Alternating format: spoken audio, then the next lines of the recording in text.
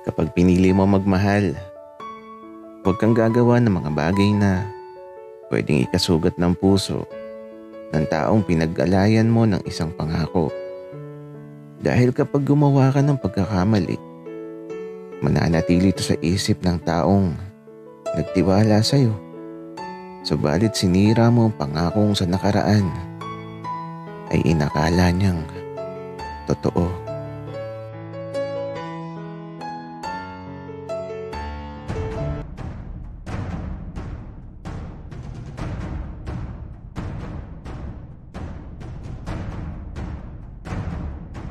Kaibigan, huwag mong kalimutan mag-subscribe sa aming channel at huwag din kalimutan i-click ang notification bell at subscribe button. Subscribe na!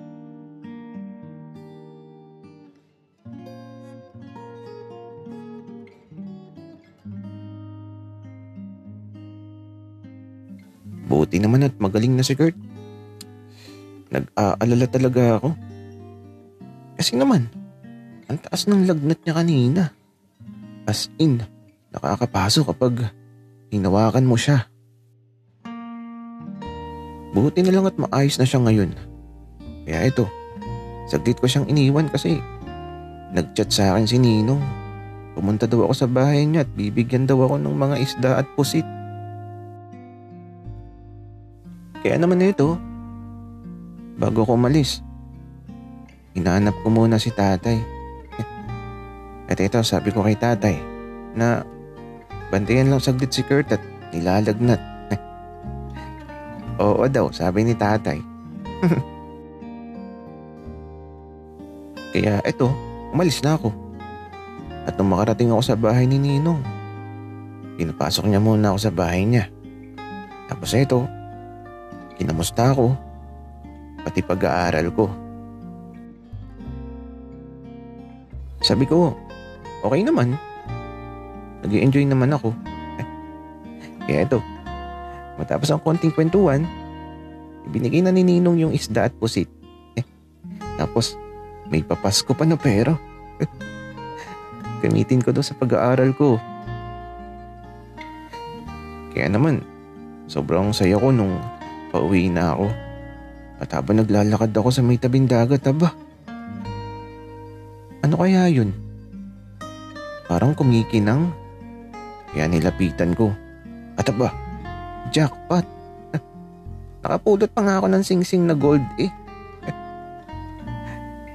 Kapag sinaswerte ka nga naman. Pero, bakit may singsing dito? Ala, kanino kaya ito? Tatago ko na lang muna. Kaya eto, nilagay ko sa bulsa ko yung singsing. Tapos, diretso uwi na. At nung makarating ako, nakita ko agad si Kurt. Mukhang okay na siya. At kakwentuhan pa niya si tatay sa sala. Tatay, dito na ako. Oh, anak. Ang bilis mo ata. O siya akin na yan para mailuto ko na. Kaya ito, pagkabigi ko kay tatay, naupo na ako sa tabi ni Kurt.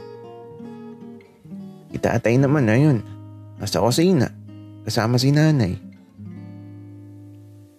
At eto, hinawakan ko ulit ang leeg ni Kurt, pati noon niya. At mukhang magaling na siya.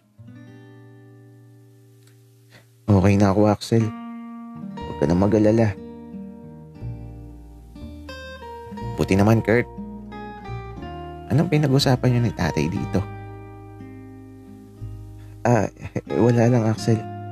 Kinamusta niya lang yung pag-aaral natin. Sabi ko, okay lang. Okay. Ay nako. Nakakainip, Kurt. Walang magawa. Tara sa kwarto ko. Higa tayo. Axel, ewan ko sa'yo. Di ako naniniwalang higa lang. Kurt, biro lang. Ay nako. Wala akong maisip na pwede nating gawin na pampalipas oras. Axel, minsan mapagod ka din na. Lagi ko na lang sabik Kurt, hindi ako napapagod. Masanay ka na. Kaya ito, dahil wala kaming magawa ni Kurt, nanood na lang kami ng TV. At habang nanonood, yung sing-sing, nahulog bigla sa bulsa ko. Nahulog siya sa inuupuan naming kahoy. Narinig namin ni Kurt yung pagkahulog. Kaya ito, napatingin kami pareho. At nang makita ni Kurt ang sing-sing, parang nagulat siya tapos ewan ko ba. Pero napatitig siya bigla sa mga mata ko.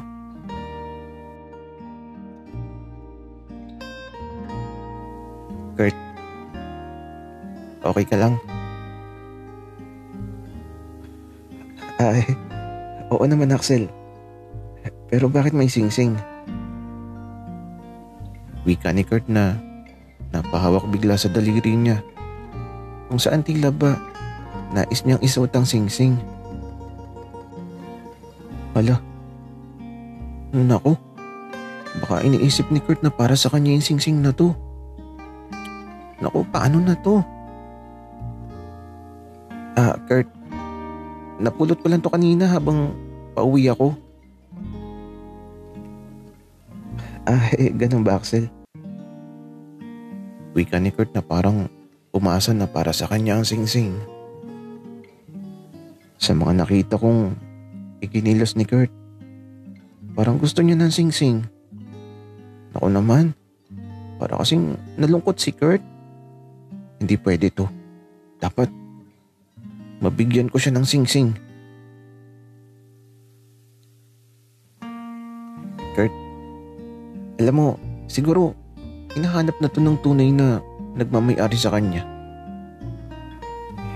Axel, paano mo malalaman kung sino may-ari niyan? Kurt, naniniwala ako sa destiny. At naniniwala ako na ibabalik to sa nagmamay-ari sa kanya. Axel,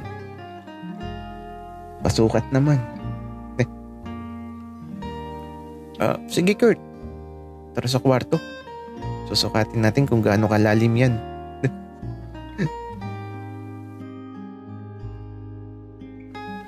Axel, ewan ko sa'yo. Wika ni Kurt, pero pag siya mag-alala, kasi balang araw, bibigyan ko din siya ng sing-sing. At isusumpa ko sa sing-sing ang lahat ng mga pangako ko. Para lang sa kanya.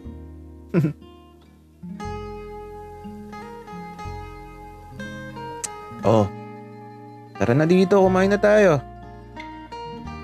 Wika ni tatay, kaya naman tinawag na din namin si kuya para makakain na.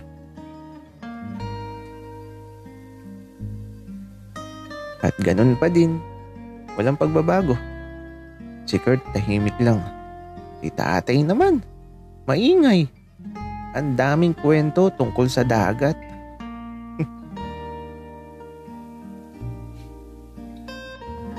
Nakakita na daw siya ng sirena dati. At di niya daw makakalimutan yun. Kasi daw, ang pangit. Kaya hinampas niya daw ng sagwan.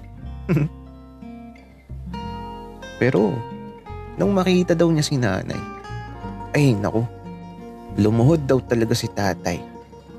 Kasi akala niya daw diwata ang nakita niya.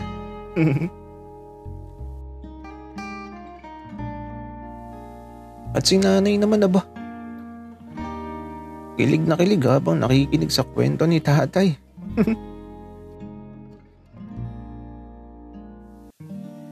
Ay nako.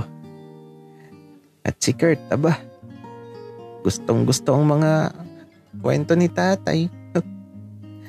Nakakatuwa na nakikita ko yung mga ngiti sa labi niya. At kapag walang naghanap sa sing-sing, ibibigay ko na lang talaga kay Kurt yun.